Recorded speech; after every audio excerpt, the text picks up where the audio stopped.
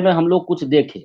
उसमें देखे क्या कि जो थोड़ा सा दही कैसे बनाते हैं, कर्ड का क्या इस्तेमाल था, इन सब चीजों के बारे में देखे थे। तो दही के साथ साथ दो तरह का और हाउस होल्ड प्रोडक्ट बनता है। हाउस होल्ड प्रोडक्ट बहुत तरह का बनता है, चाहे वो इडली डोसा है या कुछ भी चीज है, वो सब चीज भी देखेंगे। यहाँ पर जो सबसे पहला जो चीज था दही के बारे में हम लोग देखे थे, कर्ड, जिसमें लैक्टिक एसिड बैसिलस काम करता था और दही के, ये दूध के कैसीन को यानी कि मिल्क प्रोटीन को वो तोड़ करके और दही को जमाने का काम किया जाता था उस माइक्रोब्स के द्वारा। हाँ, उसमें विटामिन बी कॉम्प्लेक्स की काफी ज्यादा मात्रा बढ़ा दी जाती थी और उस काफी ज्यादा मात्रा बढ़ने के कारण आपको उसका न्यूट्रिशनल वैल्यू जो था उस मिल्क का वो बढ़ जाता था। देन योगर्ट क्या होता है, योगर्ट आपका ये भी आपको दूध को जमा करके ही बनाया जाता है। बिल्कुल, तुम थोड़ा देर के लिए कह सकते हो कि यह भी एक तरह का दही ही है। अगर इसका तुम इंग्लिश में जाकर के इसका मीनिंग को खोजोगे तो तुमको पता चलेगा कि योगर्ट का मतलब भी दही होता है, और या दधी इसको कहते हैं, है ना। तो यह भी एक प्रकार का दही है। जो इसमें जो मदद जो करते हैं वो भी कुछ बैक्टीरियम है, इस बैक्टीरियम का कुछ नाम है। किस बैक्टीरियम के द्वारा हमको यह दही प्राप्त होता है, उसमें एक बैक्टीरियम है जो जिसका की नाम है आपका स्ट्रेप्टोकोकस और स्ट्रेप्टोकोकस थर्मोफिलस, और दूसरा जो बैक्टीरिया है उसका नाम है लैक्टोबैसिलस बुल्गैरिकस।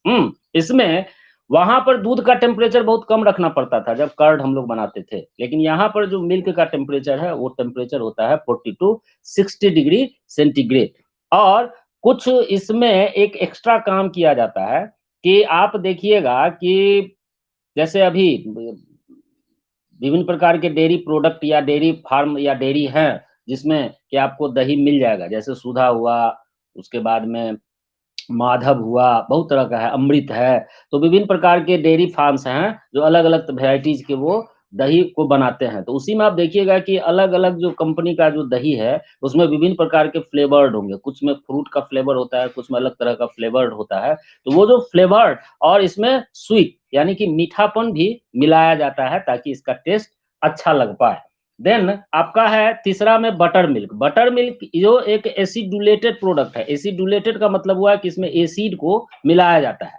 कुछ ऐसे एसिड जो इस बटर मिल्क में मिलाए जाते हैं। और यह कैसे होता है, तो इसमें स्किम्ड मिल्क, स्किम्ड मिल्क का मतलब हुआ जो मलाई वाला जो दूध है, मलाई वाला जो दूध है उसको इसके एक बैक्टीरिया के साथ, जिस बैक्टीरिया को हम लोग कहते हैं स्ट्रेप्टोकोकस लैक्टिस या फिर ल्यूकोनोस्टक सिट्रोवोरम, ये दोनों बैक्टीरियम को इसमें मिलाए जाते हैं स्किम्ड मिल्क के साथ, ठीक है। और इसके कारण क्या होता है कि मिल्क थोड़ा सा एसिडिफाइड हो जाता है। यहाँ पर भी टेम्परेचर का थोड़ा सा ख्याल रखा जाता है, लगभग 22 डिग्री सेल्सियस का।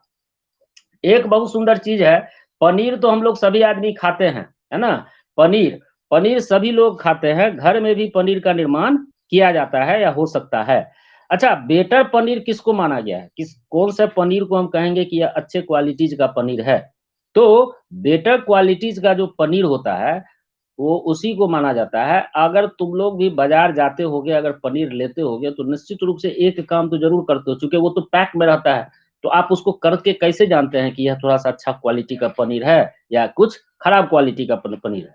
तो उसको आप क्या देखते हैं कि थोड़ा सा दबा कर देखते हैं, जो पैकेट लिए उसको थोड़ा सा दबा के देखते हैं, यानी कि यह सॉफ्ट है कि नहीं है। एक्चुअली में वो पनीर सॉफ्ट है या नहीं है ये पता चलता है उसमें मौजूद जो होल है, उसके अंदर, पनीर के अंदर जो भी होल है उसके कारण ही वो थोड़ा सा दबता है, दबाने पर दब जाता है। तो जो अच्छे क्वालिटीज का पनीर होगा उसमें ज्यादा मात्रा में आपको ये होल पाए जाते हैं। तो ज्यादा होल का मतलब ज्यादा अच्छा पनीर, इसको याद रखना है, चूंकि big hole is the better measurement of the best paneer. तो यहाँ पर आपको इससे रिलेटेड कुछ सवाल कभी आ सकते हैं, तो इस चीज को अपने दिमाग में याद रखिएगा कि जो जो पनीर में ज्यादा मात्रा में एयर बबल्स होंगे, यानी कि ज्यादा मात्रा में जिसमें छिद्र होगा, वो छिद्र के कारण वो अच्छे क्वालिटीज का पनीर माना जाता है। यह एक न्यूट्रिटिव प्रोडक्ट होता है पनीर। न्यूट्रिटिव प्रोडक्ट इसलिए कि इसमें प्रोटीन की मात्रा काफी ज्यादा होती है, और कहा भी जाता है जिस किसी को भी प्रोटीन की जरूरत है वो अगर वो थोड़ा सा अगर वो ये है वेजिटेरियन है तो वो कोशिश करें कि वो पनीर का सेवन ज्यादा करना चाहिए उनको। तो यहाँ पर यह एक न्यूट्रिटिव प्रोडक्ट है जो कि मिल्क को जमाया जाता है और इसके साथ-साथ इसको राइपनिंग किया जाता है। मिल्क का राइपनिंग और मिल्क को जमाया, यानी कि सबसे पहले तो मिल्क को आपको फाड़ना पड़ेगा, ठीक है? तो मिल्क को कैसे फाड़ेंगे? उसमें थोड़ा-सा अगर हम नींबू डाल दें या कुछ ऐसा एसिडिक सब्सटेंस डाल दें, जिसके कारण साइट्रिक एसिड बेसिकली वो अगर डाल देंगे तो ऑटोमेटिकली मिल्क फट जाता है। दूध के फटने के बाद जो फटा हुआ हिस्सा है, जो पानी है, पानी को हटा दिया जाता है और रेस्ट जो जो जमा हुआ जो चीज़ है, उसको निकाल लिया जाता है और वही आपको पनीर को बनने में सहायता करता है। लेकिन एक बहुत ही अच्छे क्वालिटी का जो पनीर है, उसका एग्ज़ाम्पल है आपका स्विस चीज़। स्विस चीज़ बनाया इसी प्रकार से जाता है, लेकिन इसमें एक बैक्टीरियम है जो मदद करता है, उस पनीर को और अच्छे क्वालिटीज़ का बनाने में। उस बैक्टीरियम को हम लोग कहते हैं propioni bacterium. Propioni bacterium, propioni एक आपका ग्रुप ऑफ बैक्टीरिया है, एक उसका स्पीशीज़ है बैक्टीरियम का, लेकिन जो बैक्टीरियम इसमें यूज़ होता है, वो बैक्टीरियम का नाम है सरमनी। है ना? तो सरमनी ये आपको क्या करता है, तो जैसे ही उस फटे हुए यानी कि कर्डलिंग जो हमने प्राप्त किया, वो रॉ मटेरियल में इसको इस बैक्टीरियम को मिलाया जाता है और वो बैक्टीरियम इस पर एक्शन करता है। एक्शन करने के कारण वो कुछ CO2 को डिस्चार्ज करता है। तो CO2 उस पनीर से बाहर नहीं निकल पाता है, CO2 उस पनीर में ही रह जाता है और वो CO2 गैस है तो अपना कुछ न कुछ स्थान तो लेगा। तो वो जो अपना जो स्पेस जो लेता है, इसी के कारण कुछ होल्स उस पनीर के अंदर बन जाते हैं। इसके साथ-साथ एक दूसरे तरह का भी पनीर है, जिसका नाम है रॉकफोर्ड चीज़। ये भी आपको स्पेसिफिक फंगल स्पीशीज़ के द्वारा इसको राइपेंड किया जाता है और ये जो फंगल है, ये काम क्या करते हैं, उसको राइपेंड तो करते हैं, साथ-साथ उस पनीर में कुछ खास तरह के आपको फ्लेवर को ऐड कर देते हैं। डोसा और इडली सबको पसंद है। सभी लोग खाते हैं डोसा और इडली। ये भी बैक्टीरियल फर्मेंटेशन के द्वारा इसको बनाया जाता है, खास करके जो चावल का जो आटा है या इसको कहते हैं राइस फ्लोर। तो इसके राइस फ्लोर का फर्मेंटेशन किया जाता है और इसको राइस ये फ्लोर को जो फर्मेंटेशन होता है जिसमें CO2 निकलता है, कार्बन डाइऑक्साइड निकलता है, जो आपको उस रॉ मटेरियल को डफिंग कर देता है। डफिंग का मतलब थोड़ा-सा हल्का बना देता है। हल्का आप लोग देखे होंगे कि जिस बर्तन में ये रखा होता है उसमें से बुलबुला टाइप का थोड़ा-सा उब निकलने का प्रयास करता है। बुलबुला निकलता नहीं है, बुलबुला उसी में रहता है, लेकिन निकलने का वो प्रयास करता है air bubbles. That air bubbles is nothing, it is a carbon dioxide. Then bread, जो बेकिंग इंडस्ट्री है, जहाँ पर आपको पाव रोटी बनते हैं या विभिन्न प्रकार के बिस्किट का जो बनता है, भड़वाड़ा बाज़ार में तो हम बहुतेक देखे हुए हैं जहाँ पर बिस्कुट बनाया जाता है। तो वहाँ भी इस माइक्रोब्स का बहुत बृहत पैमाने पर उपयोग किया जाता है। तो ब्रेड जो है, ब्रेड को बनाने के लिए आपको जो गेहूँ का आटा है, व्हीट फ्लोर, इसमें एक खास प्रकार के यीस्ट को मिलाया जाता है। इस यीस्ट का नाम याद रखिएगा, एक खास तरह का यीस्ट है, जिसको इसमें ऐड किया जाता है। ये यीस्ट को कहते हैं सैक्रोमाइसेस सेरेविसी। ये सैक्रोमाइसेस सेरेविसी तुम लोग एक जगह और देखे, कहाँ देखे? जो बेवरेज इंडस्ट्री था, वहाँ पर हमने इसका यूज़ देखा था। तो ठीक वही यीस्ट यहाँ भी यूज़ होता है, इसको सैक्रोमाइसेस सेरेविसी को यूज़ किया जाता है बेकिंग इंडस्ट्री में और CO2 जो बना इस फर्मेंटेशन के प्रोसेस के दौरान, तो CO2 बनता है, वो आपको वहाँ से निकलना चाहता है, उस व्हीट फ्लोर से वो बाहर निकलना चाहता है और बाहर निकलने के कारण ही वो थोड़ा-सा छिद्रित कर देता है ब्रेड को। ब्रेड में पाव रोटी में देखे हो ना, छेद-छेद-छेद टाइप का जो रहता है, तो वहीं से वो जो CO2 निकलता है, जिसके कारण वो छिद्रित हो जाता है और यह सब एक्शन किसका है? Saccharomyces cerevisiae, one of the type of yeast का। अगला था आपका टेस्ट था, तो टेस्ट में तो बहुत तरह का चीज़ हम लोग अभी डिस्कस किए हैं। पहला जो क्वेश्चन था, flour of idli and dosa, हाँ, flour of idli and dosa is made by the use of which microbes? अभी जस्ट बता दिए, बैक्टीरिया है, लैक्टोबैसिलस है, वायरस है, यीस्ट है। इसका आंसर क्या हो जाएगा? D, yeast. दूसरा है, ये बड़ा विचित्र क्वेश्चन था, माने ये तो एक तरह से बेईमानी हो गया तुम लोगों के साथ भाई। पढ़ाए कभी, पूछे कभी नहीं। तो चलो कभी-कभी ये भी होता है, कुछ-कुछ ऐसा क्वेश्चन, रे कौन भागा? कुछ-कुछ ऐसा क्वेश्चन है, जो क्वेश्चन आप लोगों को कभी से कभी न कभी टकराना चाहिए। तो चूँकि वहाँ छूट गया था तो यहाँ पर ज़रूरी था। तो इसमें Honey, Honey is made bye, जब हनी प्रोडक्शन पढ़ाया गया था, उस वक़्त बताया गया था, honey is made by male honey bee, queen honey bee, worker honey bee, A and B both. पता नहीं तुम लोगों में से कौन कितना आंसर दिया, बट द एग्ज़ैक्ट आंसर ये इसका हो जाएगा वर्कर हनी बी। ओके, फिर अब एक क्वेश्चन आ गया आपका ह्यूमन हेल्थ एंड डिजीज से। ये भी थोड़ा-सा ठकैती वाला बात हो गया आप लोगों के साथ कि हमने आपको थोड़ा-सा घुमाने का प्रयास किया है। घुमाने का क्या प्रयास किया है कि टी लिम्फोसाइट कल विकास विकास जो था तो इस पर चर्चा किया था। माइक ऑफ रखेंगे। कल्ले विकास इस पर कुछ चर्चा किया था, डब्ल्यूबीसी सब के बारे में पूछ रहा था। हाँ, लेकिन तब तक तो एक क्वेश्चन हमने भेजा नहीं था। तो T lymphocyte are originated from, T lymphocyte कहाँ से निकलता है? देखो इसमें 2 चीज़ है जहाँ पर आप फँसने की संभावना है। एक है आपका बोन मैरो और दूसरा है थाइमस। होगा तो इसी दोनों में से कोई एक आंसर। होगा तो इसी दोनों में से कोई एक आंसर। लेकिन बाबू हमने आपको बताया था थोड़ा-सा चले जाइए फ्लैशबैक में, वहाँ पर हमने आपको बोला कि बाबू जब माँ के पेट में बच्चा रहता है, उस वक़्त भी उसको लिम्फोसाइट की ज़रूरत पड़ती है, चूँकि डब्ल्यूबीसी तो वहाँ भी रहता है, चूँकि वो प्लेसेंटा से अटैच रहता है। लेकिन उस वक़्त यह बोन मैरो उसका उतना ज़्यादा एक्टिव नहीं रहता है कि वो किसी प्रकार का ब्लड सेल का निर्माण करे। ब्लड सेल के साथ-साथ टी लिम्फोसाइट या बी लिम्फोसाइट का भी निर्माण करें।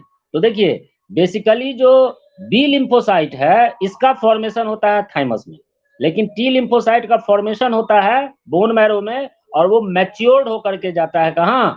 थाइमस में, ये बात बताए थे। तो हाँ, जब बच्चा एम्ब्रियो कंडीशन में रहता है, उस वक़्त थाइमस में ही इसका निर्माण होता है, टी लिम्फोसाइट का ही।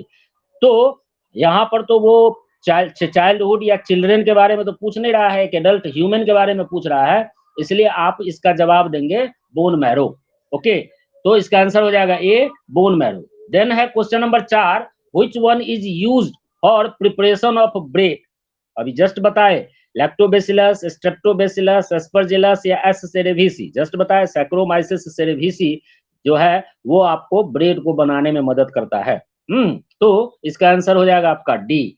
इसके बाद वो vitamin whose content increases following the conversion of milk into curd by lactic acid bacteria, lactic acid bacteria के द्वारा, लैक्टिक एसिड बैक्टीरिया के द्वारा वो कौन सा विटामिन का कंटेंट है जो आपको दही में बढ़ जाता है? तो बताए थे कि न्यूट्रिशनल वैल्यू को बढ़ाना बढ़ता है। तो दही का न्यूट्रिशनल वैल्यू बढ़ता है, किसके कारण बढ़ता है? इस कारण से बढ़ता है कि लैक्टिक एसिड बैसिलस उसमें ऐड कर देता है विटामिन बी कॉम्प्लेक्स, यानी कि विटामिन बी 12, है ना? तो इसका आंसर हो जाएगा C vitamin B 12। Okay, then है ये देखो बोले अभी जस्ट क्वेश्चन में पूछ दिया हम कि big hole in Swiss cheese are made by, big hole जो स्विस चीज पनीर है उसमें जो बड़ा बड़ा होल जो होता है वो किसके द्वारा बनता है? मशीन के द्वारा कि एक बैक्टीरियम के द्वारा जो मीथेन गैस निकलता है, या है कि एक फंगस के द्वारा जो रिलीज करता है lot of gases during its metabolic activities, हाँ, या एक बैक्टीरियम जो कि लार्ज अमाउंट में कार्बन डाइऑक्साइड निकालता है। तो अभी बोते बोले थे कि कार्बन डाइऑक्साइड निश्चित रूप से मीथेन गैस ये सब कुछ नहीं निकलता है, तो इस कारण से इसका आंसर होगा सी, एक बैक्टीरियम जो प्रोड्यूस करता है लार्ज अमाउंट में कार्बन डाइऑक्साइड को। 7वां क्वेश्चन है लास्ट में, कौन सा माइक्रोब्स जो होते हैं वो मिल्क से दही बनाने में मददगार होते हैं, यूजफुल होते हैं? बिल्कुल इसका आंसर बहुत आसान है भाई। इसका 7 का तो आंसर हो जाएगा मेरे ख्याल से बी होना चाहिए, लैक्टोबैसिलस। ठीक है? तो ये बताया भी है कि लैक्टोबैसिलस होगा जो कि लैब के द्वारा हम लोग दही को प्राप्त करते हैं दूध से। ये एक इम्पोर्टेंट बड़ा महत्वपूर्ण टॉपिक है भाई, microbes in a sewage treatment. Sewage का मतलब क्या होता है? गाँव घर में तो उतना ज़्यादा इसका नहीं है, लोग ऐसा कुछ सीवेज के बारे में नहीं बहुत ज़्यादा सिंसियर है, लेकिन शहर में क्या है कि जो घर में यूज़ होने वाला जो पानी है, बउआ लास्ट में पूछना, बोले ना रिकॉर्ड होता है, बीचे में पूछ देता है। तो सीवेज, सीवेज क्या होता है? तो शहरी इलाकों में आप क्या देखिएगा, जो भी शहरी इलाके हैं, वहाँ पर जो घर में इस्तेमाल जो होने वाला पानी है, वो पानी तो बेकार हो गया। एक बार आप यूज़ किए, उस पानी को हम लोग फेंक देते हैं। तो जो पानी फेंकते हैं, वो आपके घर से निकल कर के आपके मोहल्ला का जो मेन नाला है, उसमें जाकर के मिलता है। वहाँ से वो जाता है बड़े-बड़े नाला के द्वारा इसको कहीं किसी नदी या किसी तालाब, मेनली बेसिकली किसी भी वाटर बॉडीज़ में इसको सप्लाई कर दिया जाता है। कुछ-कुछ ऐसे समझदार लोग भी हैं, हाँ, हम समझदार ही बोलेंगे, कुछ ऐसे भी समझदार लोग हैं, जो अपने घर का जो बाथरूम है, यानी कि जो लैट्रिन है, एक्सक्रीटा जहाँ पर निकलता है, उसका जो पाइप है, जो हौज में जाना चाहिए, उस हौज के पाइप को भी उस नाली से कनेक्ट कर देते हैं। ठीक है? अब कनेक्ट कर दिए तो वहाँ से क्या होगा, उस हौज से भी वो एक्सक्रीटा उस नाला के साथ बहते रहता है। तो सबसे पहले हमको समझना पड़ेगा कि यह सीवेज क्या है? तो सीवेज एक म्युनिसिपल वेस्ट होता है, ठीक है? Waste water, municipal waste water मतलब जो म्युनिसिपल कॉर्पोरेशन है, जो कोई नगर निगम है या नगर परिषद है, नगर पालिका है, वहाँ का जो घर है, उस घरों से निकलने वाला वेस्ट वाटर है। वेस्ट वाटर मतलब जो बेकार पानी हुआ, वो वेस्ट वाटर होता है। इसमें काफ़ी ज़्यादा मात्रा में आपको ह्यूमन एक्सक्रीटा पाए जाते हैं। अब ह्यूमन एक्सक्रीटा का मतलब केवल और केवल उसका मल ही नहीं होगा। ह्यूमन के द्वारा जो कुछ भी एक्सक्रीट किया गया, आपके भले वो आपके किचन का एक्सक्रीशन हो या आपके कपड़ा से निकलने वाला मैल हो या कुछ भी चीज़ आपने घर को साफ किया, उससे जो कुछ कचरा निकला, वो सारा का सारा यहाँ पर मतलब उसका एक्सक्रीटा ही है। तो यानी कि इसमें काफ़ी ज़्यादा मात्रा में ह्यूमन एक्सक्रीटा पाए जाते हैं। अगर इसका आप कंपोज़िशन देखेंगे, इसमें इसका क्या कंपोज़िशन है, इसमें क्या सब पाया जाता है, तो सीवेज में ज़्यादातर 99.9% जो होते हैं, वो पानी होते हैं। 99.9% पानी पाया जाता है और मात्र 0.1% मात्र 1.1% इसमें कुछ सॉलिड इम्प्यूरिटीज़ होते हैं, जो सॉलिड के रूप में उसमें इम्प्यूरिटीज़ पाए जाते हैं। यह इम्प्यूरिटीज़ किस रूप में होंगे उसमें, जो मौजूद होंगे? तो यह इम्प्यूरिटीज़ कोई भी तुम कचरा वाला पानी को देखोगे, तो तुमको यही सब चीज़ मिलेगा। उस कचरा वाला पानी या नाला का सीधा बात समझो नाला का पानी, वो नाला के पानी में जो 0.1% जो सॉलिड इम्प्यूरिटीज़ होते हैं, वो आपको बने होते हैं सस्पेंडेड सॉलिड। ऐसा सॉलिड जो आपको उसमें तैरता हुआ मिलेगा।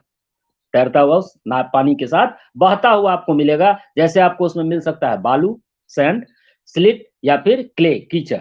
सिल्ट भी छोटा-सा बालू का ही रूप हुआ। इसके साथ-साथ कुछ कोलोइडल कंपाउंड मतलब एक जगह इकट्ठा के रूप में वो बहते रहेंगे। ये जो आपको सैंड, सिल्ट या क्ले है, यह इकट्ठा नहीं रहेंगे, यह टुकड़ों में बहते हुए मिलेंगे।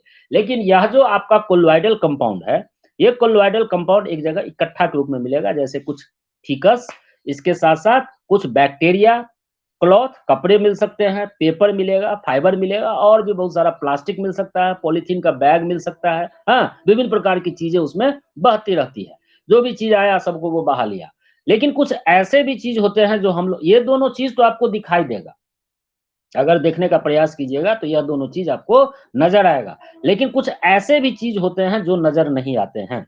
जो नज़र नहीं आते हैं उस नाला के पानी में, उसको हम लोग कहते हैं डिसॉल्व्ड मटेरियल यानी कि घुले हुए पदार्थ। तो डिसॉल्व्ड मटेरियल में आते हैं कुछ सॉल्ट हैं, नाइट्रेट हैं, फॉस्फेट हैं, सोडियम के और इसके साथ-साथ कैल्शियम है और भी विभिन्न प्रकार की चीज़।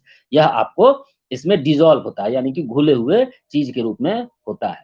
एक चीज़ हमेशा याद रखिए कि सीवेज किसको कौन-सा पानी सीवेज के रूप में हो जाता है, तो अगर कोई भी पानी में 0.1% भी अगर इम्प्यूरिटीज़ आ गया, 0.1% भी अगर इम्प्यूरिटीज़ आ जाए, तो वो ह्यूमन के कंजम्पशन के लायक नहीं रहता है। यानी कि इंसान उसका उपयोग नहीं कर सकता, खास करके अपने शरीर के अंदर लेने के लिए। तो ह्यूमन कंजम्पशन आप नहीं कर सकते अगर 0.1% भी अगर इम्प्यूरिटीज़ इसमें आ जाती है। तो क्या करना पड़ेगा भाई? अब देखिए, आप जाइए दिल्ली, बॉम्बे या बड़े-बड़े जो शहर हैं, वहाँ पर वाटर लेवल या पानी की बहुत दिक्कत है। तो क्या किया जाता है? सुन कर के थोड़ा-सा आश्चर्य लगेगा लेकिन ये सच्चाई है कि जो सीवेज का पानी जो बड़े-बड़े नदियों में जाकर के इसको मिलाया जाता है और हमारे घर में जो पानी पीने के लिए आता है, वो उसी नदी से आता है ना? तो यानी कि यह अब सीवेज तो जाएगा, वहाँ जाके मिलेगा और हमको पीने के लिए पानी चाहिए नदी का। जिसको कि साफ करके हमको दिया जाता है। तो यह बड़ा दिक्कत है। इस कारण से इसकी बहुत ही ज़्यादा ज़रूरी है कि जो सीवेज को जो भी कचरा वाला पानी जो बह रहा है, उसको सीवेज ट्रीटमेंट प्लांट्स के द्वारा एक ऐसा एक इकाई लगाया जाए, जिससे होकर के इस सीवेज के पानी को ले जाया जाए, जिससे कि वो सीवेज यानी कि कचरा वाला जो पानी है, उसको बढ़िया तरीके से साफ कर दिया जाए। यानी कि जो भी उसमें इम्प्यूरिटीज़ के रूप में जो कुछ भी है, अशुद्धि के रूप में जो कुछ भी वहाँ पर मौजूद है, उसको हटा दिया जाए वहाँ से और तब इसको जो नेचुरल वाटर बॉडीज़ जहाँ पर यह जा रहा है, वहाँ पर इसको भेज दिया जाए, ठीक है? चाहे वो रिवर हो या कोई झरना हो। तो इसमें जो ट्रीटमेंट जो किया जाता है सीवेज का, तो 2 तरह का ट्रीटमेंट है, ठीक है? बेसिकली है तो 3 तरह का, हम तीनों ट्रीटमेंट पढ़ेंगे, लेकिन मुख्य रूप से 2 तरह का ट्रीटमेंट होता है। एक है आपका प्राइमरी ट्रीटमेंट और दूसरा है सेकेंडरी ट्रीटमेंट। प्राइमरी ट्रीटमेंट में किसी तरीके का कोई माइक्रोब्स का कोई रोल नहीं है। ध्यान दीजिए, जो प्राइमरी ट्रीटमेंट है, जो सीवेज का जो ट्रीटमेंट किया जाता है सीवेज ट्रीटमेंट प्लांट में, वहां पर प्राइमरी ट्रीटमेंट में किसी तरीके का कोई माइक्रोब्स हमको मदद नहीं करते हैं, या यूं कहें कि हम लोग किसी प्रकार के माइक्रोब्स का हेल्प नहीं लेते हैं। बट जो सेकेंडरी ट्रीटमेंट है, उसी को दूसरा नाम कहा गया है बायोलॉजिकल ट्रीटमेंट। ये इंपॉर्टेंट परीक्षा में पूछता है, ठीक है। एसटीपी के रूप में ट्रीटमेंट, सीवेज के रूप में, यही दोनों ट्रीटमेंट आपको लिखना रहता है। तो यह ट्रीटमेंट में आपका प्राइमरी ट्रीटमेंट हो गया, जिसमें कोई माइक्रोब्स हमको यूज नहीं है। दूसरा ट्रीटमेंट है सेकेंडरी ट्रीटमेंट। इसी सेकेंडरी ट्रीटमेंट को हम लोग बायोलॉजिकल ट्रीटमेंट भी कहते हैं। यह जो बायोलॉजिकल ट्रीटमेंट है, इसके बारे में तो हम लोग कल चर्चा करेंगे या नेक्स्ट क्लास में चर्चा करेंगे, जो कमिंग आपका क्लास होगा उसमें। तो हम लोग प्राइमरी ट्रीटमेंट को थोड़ा सा देख लें कि इस ट्रीटमेंट में क्या होता है कि मैकेनिकल स्क्रीनिंग किया जाता है। सबसे पहले क्या करते हैं, ध्यान दो तो तुम्हारे घर में बाथरूम में भी नाला अटैच होगा, या नहीं तो तुम्हारे किचन में जो एक बेसिन है जहां पर तुम्हारा घर का बर्तन धोया जाता है, वहां भी एक नाला होगा। या जनरल देखिएगा कि जो चापाकल जहां से पानी को बह करके बाहर की तरफ जाना है, वहां पर हम लोग क्या करते हैं, तो एक छन्ना टाइप का लगा देते हैं। छन्ना से होकर के उस पानी को गुजारा जाता है, बाहर निकाला जाता है। काहे लगाया जाता है छन्ना? इसलिए कि नाला जाम न हो। नाला जाम न हो मतलब, नाला जाम न हो का मतलब ये हुआ कि वो छन्ना से जो कुछ भी सॉलिड पार्टिकल्स उस पानी के साथ बह करके जाएंगे, वो इधर ही रह जाएंगे। और जब आप उसको देखेगा कि काफी ज्यादा जमा हो गया, तो आप उसको हटा करके फेंक दीजिएगा। तो उसी को कहा जाता है स्क्रीनिंग। स्क्रीनिंग का मतलब होता है गहन जांच। तो यहाँ पर आपको इस मेथड में मैकेनिकल स्क्रीनिंग किया जाता है। और इसके साथ साथ जो अनडिजॉल्व्ड सॉलिड है, वैसे सॉलिड जो कि घुले हुए नहीं हैं, उसमें तैर रहे हैं, उसको सेडिमेंटेशन कराया जाता है। सेडिमेंटेशन का मतलब हुआ कि सिंपल सा एक उदाहरण देते हैं कि कोई एक ऐसा चापाकल जिससे कि पानी के साथ बालू निकलता है। कोई एक ऐसा चापाकल जिससे कि पानी के साथ बालू निकलता है, और आपकी मजबूरी है कि आप उसी चापाकल का पानी आपको पीना है। दूसरा कहीं पर चापाकल में वैसा बढ़िया पानी अवेलेबल नहीं है, तो क्या करोगे?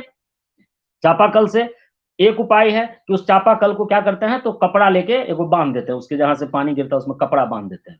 फिर भी तो कुछ छोटे छोटे बालू के कण उसमें आ ही जाएंगे। उसके बाद क्या करते हैं, उसके बाद उस पानी को जिस बाल्टी में रखे हैं, उस बाल्टी को थोड़ा देर के लिए छोड़ देते हैं, उसको अनडिस्टर्ब करके छोड़ देते हैं, उसको किसी तरीके का कोई उसको छेड़छाड़ नहीं करते उस पानी के साथ। तो देखिएगा क्या कि 5-10 आधा घंटा के बाद उसमें जो भी बालू हैं, वो सभी के सभी कहाँ बैठ गए? बाल्टी के नीचे में बैठ गए। अब आपका पानी साफ हो गया। उस पानी को फिर हम किसी दूसरे बर्तन में निकाल लेते हैं, और बालू नीचे रह गया, और फ्रेश वाटर आपको दूसरे कंटेनर में मिल गया। यह जो प्रक्रिया है बउआ, इसी को सेडिमेंटेशन कहते हैं। समझ में आ गया होगा मेरे ख्याल से। इसी को सेडिमेंटेशन कहते हैं। जो बालू जो हटाने की जो तरीका हम लोग ने निकाला, जो बाल्टी से बालू को छान लिए या हटा लिए, इसको हम कहते हैं सेडिमेंटेशन। तो यहाँ भी वो सेडिमेंटेशन का प्रोसेस किया जाता है, जो भी अनडिजॉल्व्ड सॉलिड है उस रॉ सीवेज में। जैसे कि मान लीजिए बहता हुआ पॉलीथीन है, पॉलीथीन का बैग, या दूसरे तरह के ऑब्जेक्ट, या आपका लार्ज लंप है। लार्ज लंप हो गया जो ऑर्गेनिक मैटर, बड़े बड़े जो ऑर्गेनिक मैटर है, या फिर सैंड और सिल्ट है। इस सबको सेडिमेंटेशन के द्वारा या फिर स्क्रीनिंग के द्वारा इसको हम लोग हटा लेते हैं।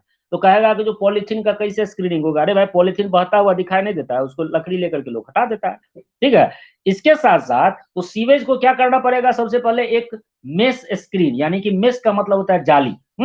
तो जाली के स्क्रीन के द्वारा इसको बहाया जाता है। और वो जाली के जो छिद्र जो होंगे, पोर जो होंगे, वो बहुत ही छोटे छोटे महीन पोर होते हैं, जिससे पानी तो आसानी से पास कर जाएगा, लेकिन उसमें बहने वाला जो कुछ भी पार्टिकल्स है, सॉलिड पार्टिकल्स, वो नहीं बह पाएगा। अब जब स्क्रीनिंग हो गया इस सीवेज का, यानी कि पानी का जब स्क्रीनिंग हो गया, इसमें से जो कुछ भी ऐसे चीज हैं जो आपको हट गया, मतलब जो अनडिजॉल्व्ड जो पार्टिकल्स है, उसको हमने उस पानी से निकाल लिया पहले। अब निकालने के बाद में इसको पास किया जाता है एक ऐसे चैम्बर में, हाँ, जहां पर सैंड और छोटे छोटे कंकर पत्थर, इस सब को निकालना है। तो क्या करेंगे, उस नाली को बहा करके एक टैंक होगा, उस टैंक में वो जाकर के वो पानी गिरेगा, वो पानी गिरता रहेगा। हाँ, और ये ऐसा करके 2-3 टैंक बनाया जाता है। कंटिन्यूअस पानी बहता हुआ उसमें गिरेगा, थोड़ा देर पानी ठहरेगा, फिर वो पानी आगे में जाएगा। तो इस प्रक्रिया में क्या होगा कि 2 या 3 अगर चैम्बर हैं, ग्रिट चैम्बर, तो उसमें क्या होगा कि जितने भी बालू के कण हैं या बहुत ही महीन छोटे-छोटे कण हैं, वो जाकर के नीचे बैठ जाएँगे तलहटी में, हाँ? उसके बॉटम पर जाकर के बैठ जाएँगे और अब पानी पूरा तरीके से फ्रेश हो गया, वो पानी को आगे बढ़ाया जाता है, फाइनली सीवेज को पास किया जाता है एक टैंक में, उस टैंक को हम लोग बोलते हैं प्राइमरी सेटलिंग टैंक, और ये सेटलिंग टैंक में जो भी सस्पेंडेड पार्टिकल हैं, वो कीचड़ के रूप में, स्लज मतलब हुआ कीचड़, कीचड़ के रूप में वहां पर उस टैंक में जमा हो गया।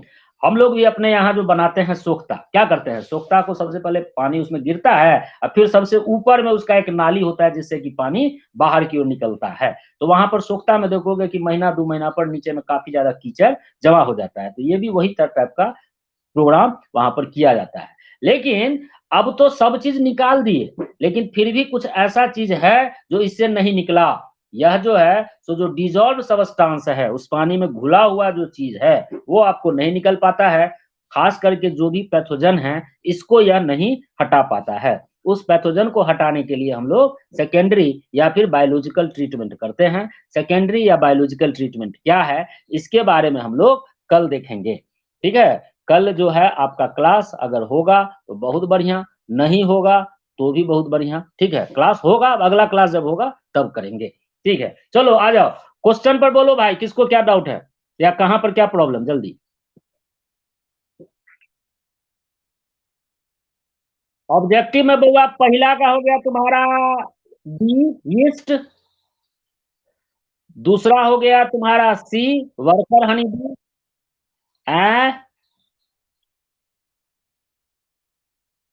फ्रेश आवाज नहीं आ रहा है तो भाई अभी तुम्हारा नेट का प्रॉब्लम है, कभी तुम वीडियो भी देख सकते हो, वीडियो में चर्चा कर दिए हैं, लेकिन एक बार फिर से सुन लो।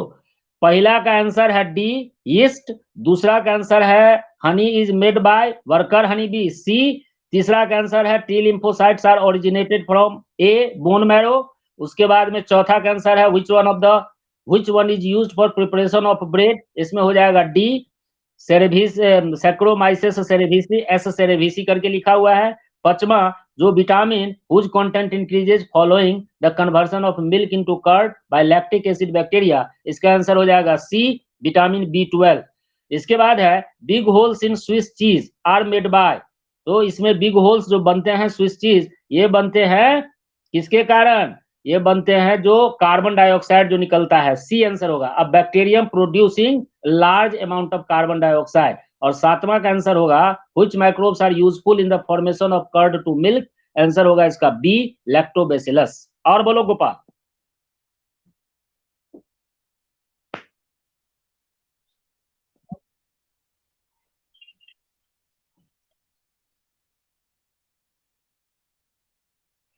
क्वीन हनी बी का काम हर एक जो छत्ता होता है मधुमक्खी का, उस छत्ता में एक गो रानी मधुमक्खी होती है जिसका मेन काम होता है अंडा देना, एग प्रोडक्शन।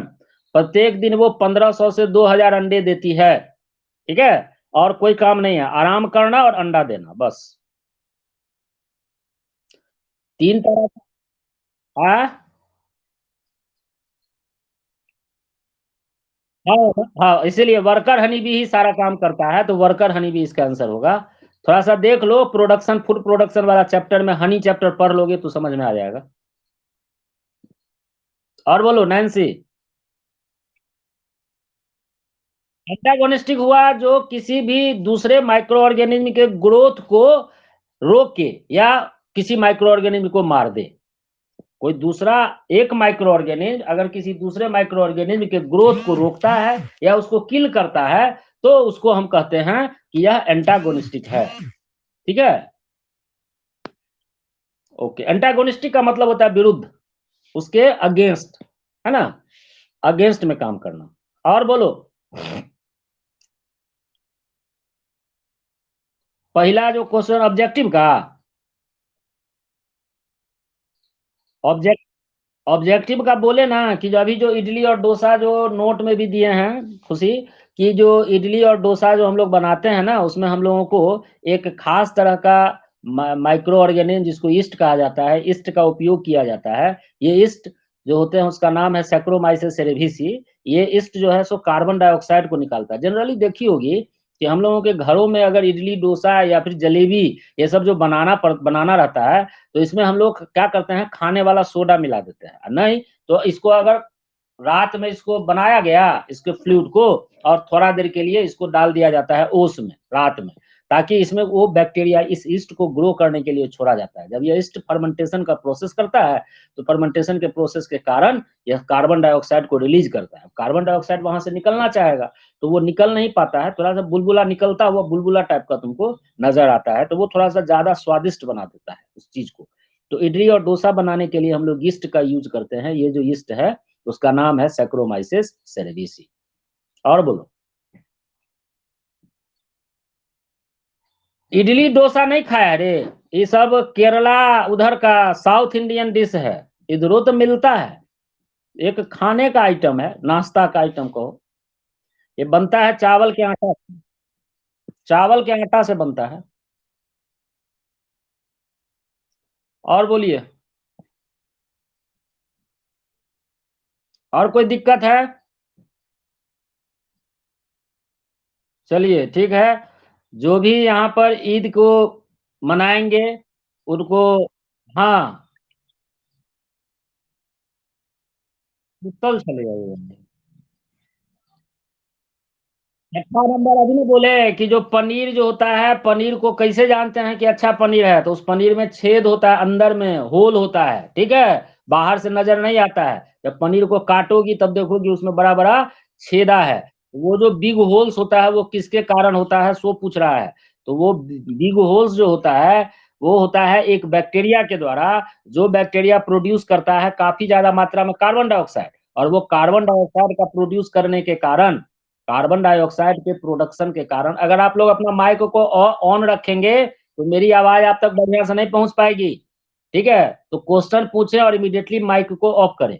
तो यहाँ पर जो बैक्टीरियम है, वो बैक्टीरियम जो कार्बन डाइऑक्साइड को रिलीज करता है, इसके कारण ही बिग होल्स का निर्माण होता है। तो इसका आंसर हो जाएगा C, a bacterium producing a large amount of carbon dioxide. और बोलिए, किसको क्या प्रॉब्लम है?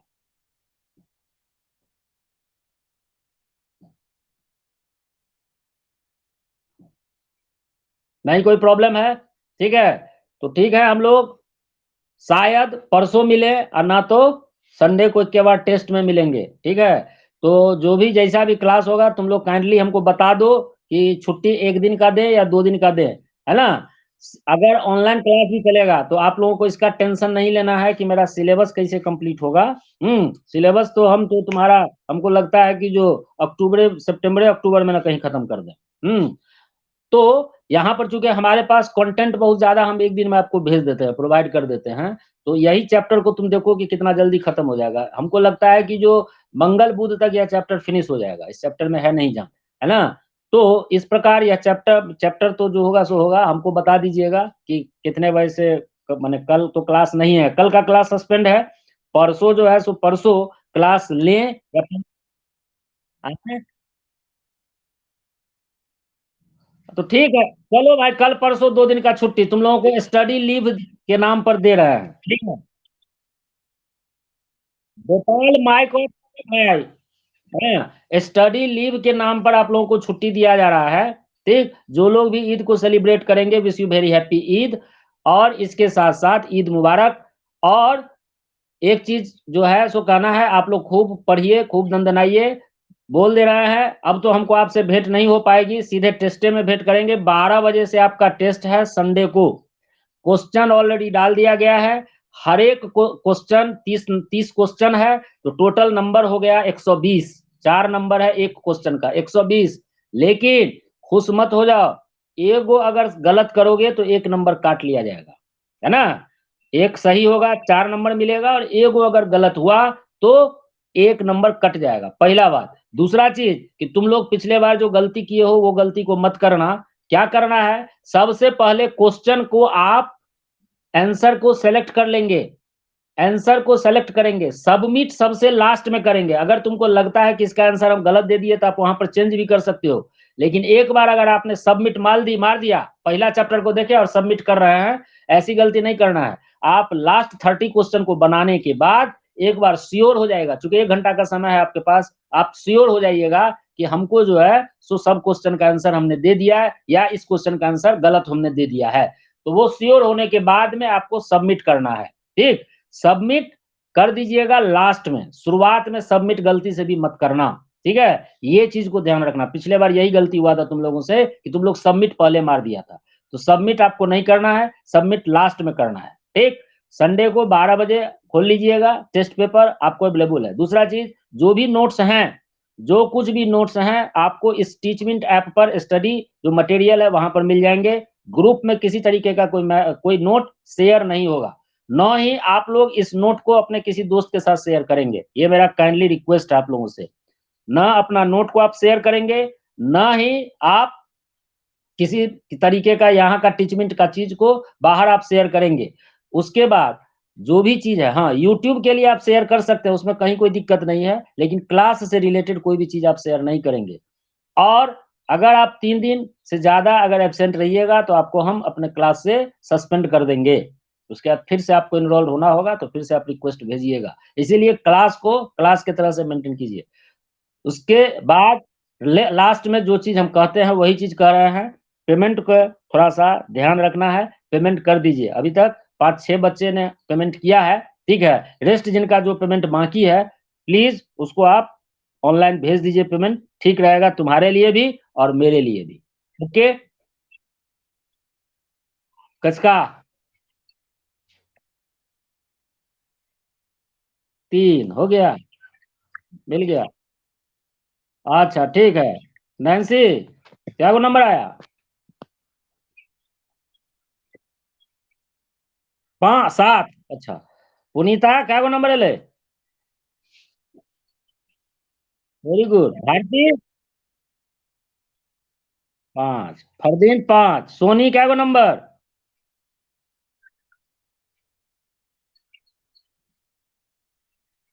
सोनी क्या गो नंबर? नहीं मालूम। तुमको रे खुशी? 6 नंबर, अंजलि को 3, चलो। गोपाल क्या गो नंबर एले?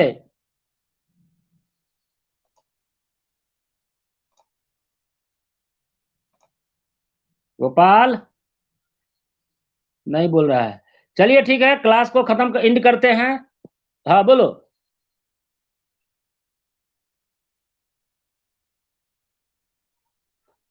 नहीं बोल रहा है, ठीक है। क्लास को खत्म करते हैं। एक बार फिर से काइंडली थोड़ा-सा पेमेंट को ध्यान में रखना है, पेमेंट कर देना है, ठीक है? जितना जल्दी हो सके, क्योंकि हमको भी प्रॉब्लम है। हाँ? हाँ, सेवे खाने पहले पैसा भेज। चल ठीक है। आज का नाम तुम दिया है इसीलिए बोल रहा है। ठीक है, ओके। अब थोड़ा नूर को भी बोल देना। चलो, ओके।